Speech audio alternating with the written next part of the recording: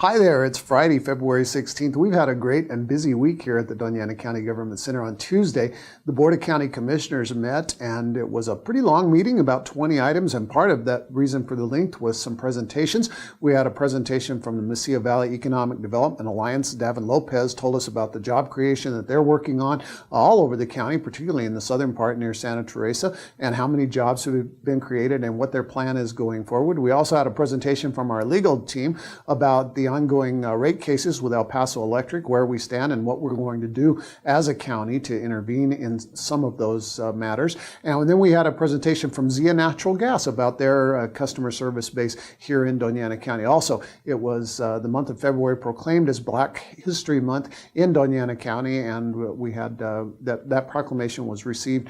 It was very moving, some of the testimony that we had before the Board of County Commissioners. If you were unable to attend that meeting or watch it stream live off our website, it is posted to the website at this point, and it airs probably next Thursday at 6:30 p.m. on Comcast Channel 20, so you can look for it there. Then on Wednesday here at the Government Center, romance was in the air, my friends. District Judge Mary Rosner was on hand in the rotunda. We had seating set up, we had refreshments. She officiated 20 separate marriages, absolutely free of charge. People who came in, first come, first serve. It was pretty much a steady line all day long, and Deputy Jamar Cotton was on hand to take some photographs with people and handcuff them together to show their commitment with one another. And he got so caught up in it that he and his wife Barbara actually renewed their vows on Wednesday as well. It was a lot of fun. County Manager Fernando Macias was downstairs much of the time. The employees who were walking through applauded every time a new couple got married. It was just a really great day, and we look forward to doing that again next year. We really want to thank District Judge Rosner for taking time out of her schedule to be here with us and make that happen.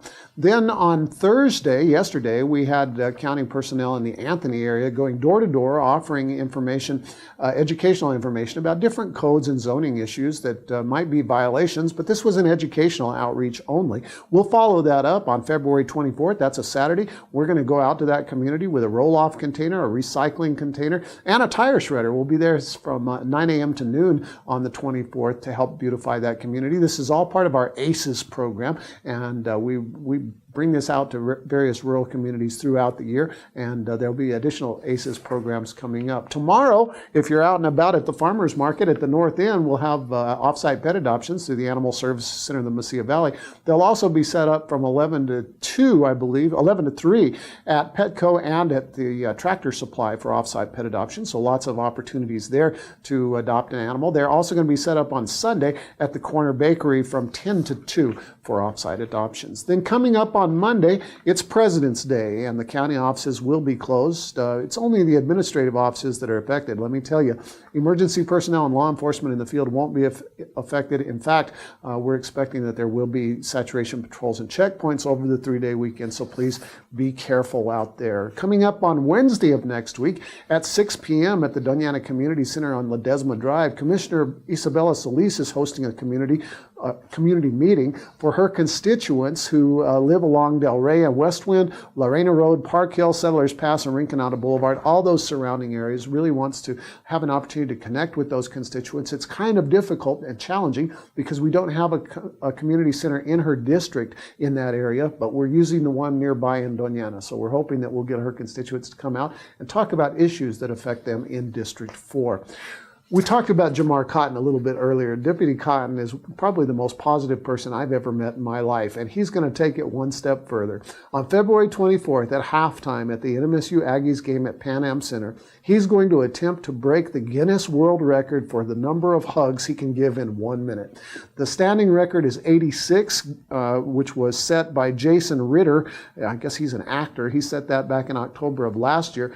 Jamar thinks he can do better. In fact, he thinks he can break 100 with his attempt. So we're going to be cheering him on February 24th as he does that at the Pan Am Center. And finally, I just want to end on a note of thanks to our Doña Ana County Fire and Emergency Services Department. They looked at their inventory, took a hard look at the inventory. We've been able to purchase some new equipment in recent years, and because of that, they were able to identify 3 pieces of equipment, firefighting equipment, that were donated to the city of Houston. Many of their firefighting apparatus were ruined during Hurricane Harvey, and so the donation of these 3 is going to help that community. Of course, that's probably the 4th biggest city in the country. It's going to help them to be able to respond and protect lives and property. We're really proud of our folks in Fire and Emergency Services that we were able to contribute to that good cause. That's it. You're up to date, and we'll see you next Friday. Have a great weekend.